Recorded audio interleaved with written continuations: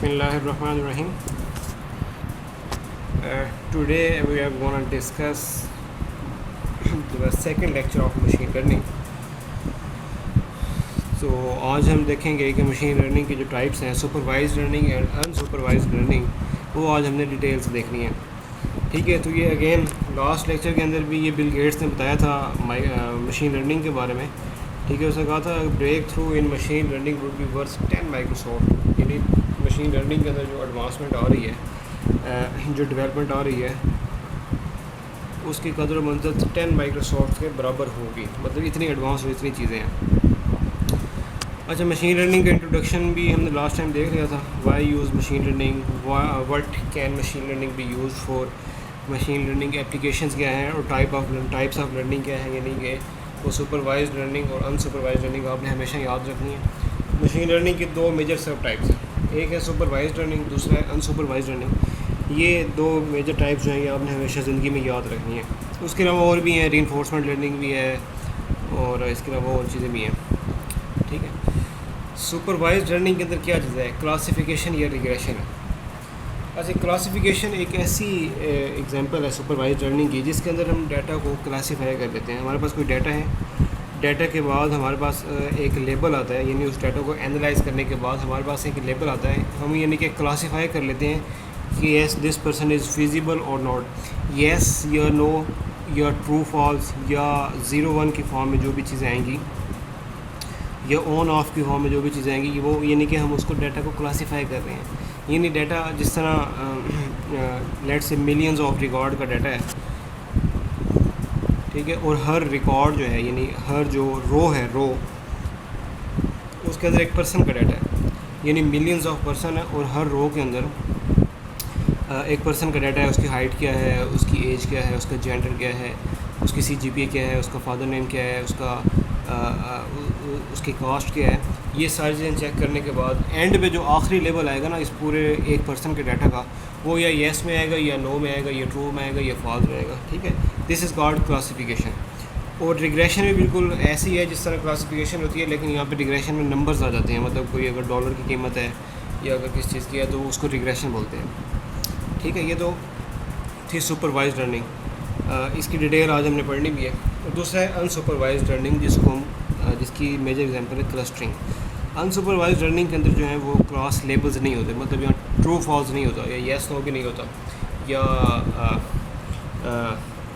On off भी नहीं होगा। मतलब हमारे पास जो लेबल होंगे ट्रू फॉल्स या येस या नो या ऑन ऑफ, वो होगा सुपरवाइज्ड लर्निंग के अंदर, यानी क्लासिफिकेशन के अंदर। और जो अनसुपरवाइज्ड लर्निंग है क्लस्टरिंग, उसके अंदर ये लेबल्स नहीं होते। उसके अंदर सिर्फ हम डाटा को क्लस्टर करते हैं यानी इकट्ठा करते हैं। फॉर इंस्टेंस अगर आपकी क्लास है, ठीक है, और पूरी यूनिवर्सिटी के अंदर सारे स्टूडेंट्स एक जगह उनका मर्जर हुआ हुआ है। लेट्स से फिस्टा के अंदर उनका मर्जर हुआ हुआ है। ठीक है, और फिस्टा के अंदर अगर कोई स्टेज पर खड़ा होकर अनाउंस करे कि ये जो क्लास है, ये क्लास फ़लाँ क्लास जो है इस कॉर्नर के ऊपर आ जाए, तो जब आप लोगों की सारी क्लास, सारे स्टूडेंट्स, बॉयज़ भी गर्ल्स भी उस कॉर्नर पर चले जाएंगे तो बेसिकली आप लोगों का एक क्लस्टर बन जाएगा। ठीक है, उस क्लस्टर का मतलब होगा कि इस सर्कल के अंदर जो भी पर्सन है, जो भी डाटा है, पॉइंट्स हैं या जो भी लोग आ रहे हैं, वो एक क्लास के हैं। This is called clustering. ठीक है, अच्छा, क्लस्टरिंग के अगर डिफरेंट मेथड्स हैं। के मीन्स एक मेजर एल्गोरिथम है, सबसे बेसिक एल्गोरिथम जो है क्लस्टरिंग का वो के मीन्स है। उसके अलावा के मीडियोइड भी है। ठीक है, उसके अलावा और भी काफ़ी एल्गोरिथम्स हैं जो क्लस्टरिंग करते हैं। General machine learning various projects, research report on supervised and unsupervised learning. ठीक है, ये दो चीज़ें एडवांस चीज़ें हैं। अच्छा, अब आ जाए जी सुपरवाइज्ड लर्निंग के ऊपर। ये क्या चीज़ है?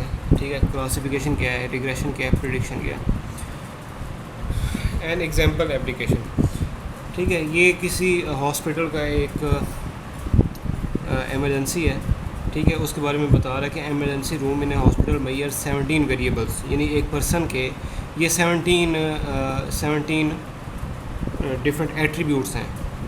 ठीक है, एक तो उसका एट्रीब्यूट होगा नेम, फादर नेम, उसका जेंडर, उसकी एज। ठीक है, और साथ उसके अलावा जो है मेडिकल पॉइंट ऑफ व्यू से ब्लड प्रेशर भी आ रहा है, एज भी आ रही है। ठीक है, जैसे ये सारी चीज़ें आ रही हैं। ऑफ न्यूली एडमिटेड पेशेंट्स, इस तरह के 17 एट्रीब्यूट्स हैं एक पेशेंट के। अच्छा, यहाँ पे हमने लेना है डिसीजन। डिसीजन क्या लेना है कि ये जो पर्सन आया हुआ है, कि ये जो पेशेंट आया हुआ है, क्या इसको इंटेंसिव केयर यूनिट की ज़रूरत है या नहीं है। ठीक है, ये हमने डिसीजन करना है। या है या नहीं का मतलब ये है क्लासिफिकेशन हो रही है, या ट्रू होगा या फॉल्स होगा, कैसे फॉल्स होगा या ट्रू होगा, ये जो पूरा जो डाटा आया इस डाटा के ऊपर डिसीजन लेना है। A decision is needed whether the put a new patient in an intensive care unit due to the high cost of ICU those patients who may survive less than a month और given higher priority. ये जिस तरह आजकल corona के example ले रहे हैं, जो ज़्यादा एजड लोग होते हैं वो उनका सर्वाइव करना थोड़ा डिफ़िकल्ट होता है, because they have to fight for the corona. उनका इंटरनल जो सिस्टम है उसको फाइट करना पड़ता है बड़े ज़ोर से, और जो एजड पर्सन है या जो डायबिटिक पेशेंट्स हैं, जो ब्लड प्रेशर पेशेंट्स हैं, उनको बहुत ज़्यादा फाइट करनी पड़ती है। ठीक है, तो अगर उनकी एज ज़्यादा है तो यहाँ पे रिकमेंडेशन क्या आएगी कि yes they need a high intensive care unit, उनको ICU चाहिए। ठीक है, प्रॉब्लम क्या है, to protect high risk patient and discriminate them from low risk patient. ये इसका प्रॉब्लम है, यानी हमारे पास रिकॉर्ड्स आ रहा है पेशेंट का, उन रिकॉर्ड से हमने फाइंड करना है कौन से हाई रिस्क पेशेंट्स हैं और कौन से लो रिस्क पेशेंट्स हैं। ठीक है, ये चीज़ हमने फाइंड करनी है। अच्छा, सेकंड, ये क्लासिफिकेशन की एग्जांपल, लास्ट वाली भी क्लासिफिकेशन की एग्जांपल थी ये वाली, और ये वाली भी क्लासिफिकेशन की एग्जांपल ही है। ये क्या है, A credit card company receives thousands of applications for new cards. Each application contain information about an applicant. यानी वो जो एप्लीकेशन है, जो एप्लीकेशन आपने फॉर्म से फिल की है जब आप बैंक में गए हैं, तो जब ये बैंक ये जो आपके फॉर्म है जब हेड ऑफिस में जाएंगे तो वो उनके पास एक डाटा बेसिकली रिसीव हो रहा है, और उसके ऊपर जो इन्फॉर्मेशन आपने लोगों ने दी है वो एज है, मैरिटल स्टेटस है, एनुअल सैलरी है, आउटस्टैंडिंग डेट्स हैं और क्रेडिट रेटिंग है। ठीक है, ये सारी चीज़ें, इसके अलावा और भी पॉइंट्स हैं, लेकिन जो उनको चाहिए जिनके ऊपर उन्होंने डिसीजन करनी है वो इन चीज़ों के ऊपर करनी है कि क्या इसकी एनुअल सैलरी कितनी है, क्या इसकी एनुअल सैलरी इतनी है कि क्रेडिट कार्ड की पेमेंट जो है वो कर पाएगा। ठीक है, क्या इसके आउटस्टैंडिंग डेट तो नहीं है कोई, ये इसका कोई उधार तो नहीं चल रहा है, इसने कोई कर्जा तो नहीं लिया हुआ, इसने कोई लोन तो नहीं लिया हुआ हायर इंटरेस्ट रेट पे किसी भी बैंक से। ठीक है, वो इसकी चेक करते हैं। फिर उसके बाद क्रेडिट रेटिंग क्या है, फिर इसकी जो है वो रेटिंग क्या है, इसका जो है वो अकाउंट है वो फिल रहता है कि नहीं फिल रहता। ठीक है, ये सारी चीज़ें हैं। उसके बाद ये प्रॉब्लम क्या है, to decide whether an application should approved और to classify application into 2 categories, approved and not approved. तो जिस तरह येस या फॉल्स था, ये ट्रू या फॉल्स था। ठीक है, इस तरह यहाँ पे 2 स्टेटस आ रहे हैं, यानी ये लेबल आ रहे हैं ना हर डाटा पॉइंट के अगेंस्ट, हर पर्सन के against, approved and not approved, 2 things. ठीक है, machine learning and over focus, like human learning from past experiences, a computer does not have experiences. अच्छा, यहाँ पे देखें, यहाँ पे क्या कर रही है कि जो डिसीजन कर रही है मशीन खुद कर रही है, यानी मशीन को हमने डाटा दे दिया है, मशीन उस डाटा से लर्न कर रही है, और लर्न करने के बाद हमें प्रेडिक्शन दे रही है कि yes this person is feasible और this person is not feasible, all this work is gonna done by machine. इससे पहले क्या होता था कि सारा काम जो है ह्यूमंस करते थे। ठीक है, अब क्या कर रहे हैं, मशीन कर रहे हैं, this is called machine learning. A computer system learns from data, computer जो है वो डाटा से लर्न करता है, which represent some past experiences of an application domain. Over focus, learn a target function that can be use to predict the value of a discrete class attribute, for example approve and not approve, high risk और low risk. ये यानी कि हमने target function achieve करना। The task is commonly called supervised learning, classification और inductive learning. इसको inductive learning भी बोलते हैं, यानी डाटा इंड्यूस हो रहा है और उसके ऊपर हम लर्न कर रहे हैं डाटा को। अच्छा, एक हमारे पास डाटा होता है और एक हमारे पास गोल होता है। डाटा के अंदर देखने ये एट्रीब्यूट्स हैं, एट्रीब्यूट्स वही name, father name, gender, age, outstanding date तो नहीं है कोई, ये सारी चीज़ें आ रही हैं। A set of data records also called examples, instances और cases described by, ये सारे एट्रीब्यूट्स आ रहे हैं A1 से लेके AK तक। K जो है वो कोई भी इंटीजर है। A class, each example is labeled with the predefined class, यानी हमने उसके ऊपर प्रीडिफाइंड क्लास को कोई लेबल लगा। प्रीडिफाइंड क्या है, ये ट्रू है या फॉल्स है, वो हमने लेबल लगा लेना। Goal to learn a classification model from the data that can be used to predict the classes of new cases। हमने डाटा से जो है वो प्रेडिक्ट करना है क्लासेस का क्या इंस्टेंस है। ये देखें, supervise learning process 2 step, learn a model using the training data, test the model using unseen test data to assess the model accuracy. अच्छा, जिस तरह ये let's say H B L के एग्जांपल लें, उन्होंने क्या करना है कि पहले जो है अपनी मशीन को, ठीक है, ट्रेनिंग डाटा के थ्रू लर्न करवाना है, अपनी मशीन को लर्न करवाना है. This is called training data. Training data कोई भी इनके पास डाटा होगा उससे मशीन लर्न करेगी. ये डाटा वो होगा जिसके अंदर लेबल्स भी होंगे, ठीक है. इसने लर्न करना है, इसने देखना ये है कि यार जिस लेवल पे येस आ रहा है उसकी क्या क्या फ़ीचर्स हैं, और जिस लेवल पे नो आ रहा है उसकी क्या क्या फ़ीचर्स हैं, मतलब किस वजह से वो नो आ रहा है. ये सारा मशीन ने खुद ही ऑटोमेटिकली लर्न करना है. This is called learning. और टेस्टिंग क्या है, उसके बाद जब ये बन जाएगा, जब ये लर्निंग हो जाएगी, उसके बाद वो टेस्ट करेगा न्यू केसेस के ऊपर. जब नया बंदा जाएगा कार्ड लेने के लिए वो इस मशीन के ऊपर इम्प्लीमेंट होगा ये डाटा, और इम्प्लीमेंट होने के बाद टेस्टिंग के बाद वो उसको रिज़ल्ट देगा. Test the model using unseen test data to assess the model accuracy. Accuracy क्या है, number of correct classification over total number of test cases, ठीक है. यानी देखें अगर 5 रिकॉर्ड्स हैं हमारे पास, उसमें से करेक्ट जो है वो क्लासिफिकेशन 4 हुई हैं, और 5वीं जो है लेट से गलत हो गई किसी भी एम्बिग्यूटी की वजह से, तो इसका 4/5 का आंसर आ रहा है, कितना 0.8 आ रहा है, मतलब 80% एक्यूरेसी है इस टेस्ट केस की. What do we mean by learning. Learning क्या है, यानी हम चीज़ों को कैसे लर्न कर रहे हैं. डाटा सेट है, टास्क है और परफॉर्मेंस मेजर है. Computer system is set to learn from D to perform the task D if after learning the system performance on D improves as measured by m. In other words, the learned model helps the system to perform t better as compared to no learning. देखें ये इसके example है.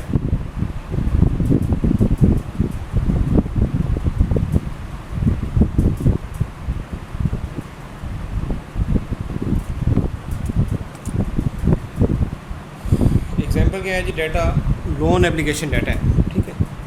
वही जो है credit card, H B L की example ले लें, किसी बैंक की एग्जांपल ले लें. एक पर्सन गया, उसने क्या किया, लोन एप्लीकेशन डाटा है. Predict weather a loan should be approved और नॉट.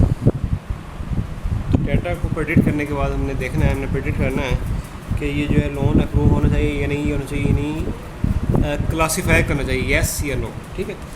परफॉर्मेंस में क्या एक्यूरेसी ज़्यादा से ज़्यादा चाहिए, वो नो लर्निंग, ठीक है. Classify all future applications test to the majority class yes. Accuracy 9/15 60%.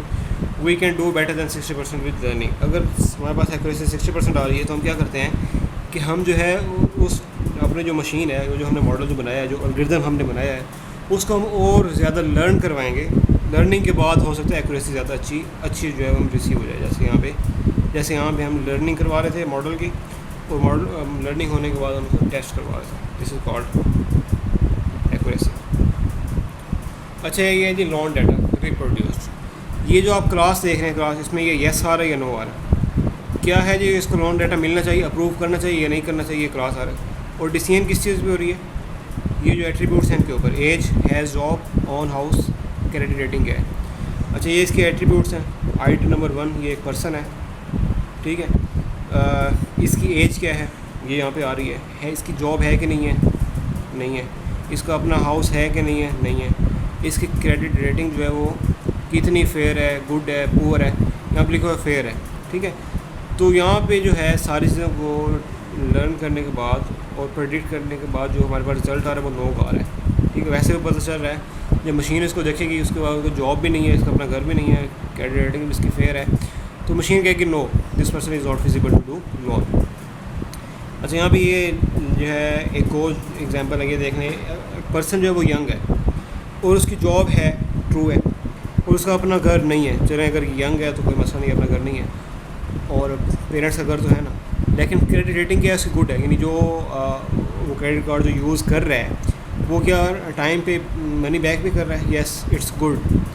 तो मशीन क्या कर रही है, येस कर रही है. इसको क्या कर रही है, yes this person is feasible. इस तरह ये सारा डाटा है हमारे पास, हर डाटा के अगेंस्ट एट्रीब्यूट्स हैं, और एट द एंड में जो है ये एक्सीडेंट आ रहा है, ट्रू. और अगर एक बंदे की जॉब नहीं है, ये फॉल्स है, ठीक है. अगर एक बंदे की जॉब नहीं है और उसकी एज जो है वो मिडल है, और उसका अपना घर भी है, उसकी क्रेडिटिंग भी बड़ी ज़बरदस्त है, एक्सीडेंट है, तो उसका मतलब है अगर इसकी जॉब नहीं है तो he might doing some other work, ठीक है. फॉर इंस्टेंस वो लैंड ओनर हो सकता है, वो बिजनेसमैन हो सकता है, लेकिन उसकी क्रेडिट रेटिंग अच्छी होने की वजह से, एक्सीलेंट होने की वजह से वो अप्रूव कर रहे हैं this person is feasible for loan. ठीक है। अच्छा, आगे है जी क्लस्टरिंग। क्लस्टरिंग जो है वो नेक्स्ट लेक्चर के अंदर मैं आपको अपलोड करवाता हूँ। तो ये जो अभी जो हमने लेक्चर पढ़ा है ये है क्लासिफिकेशन का। ठीक है, क्लासिफिकेशन को आप ये लेक्चर दोबारा देखें, पढ़ें। क्लासिफिकेशन बड़ा इंपॉर्टेंट टॉपिक है और इससे मैं एक आपको असाइनमेंट भी देने वाला हूँ कुछ दिनों तक।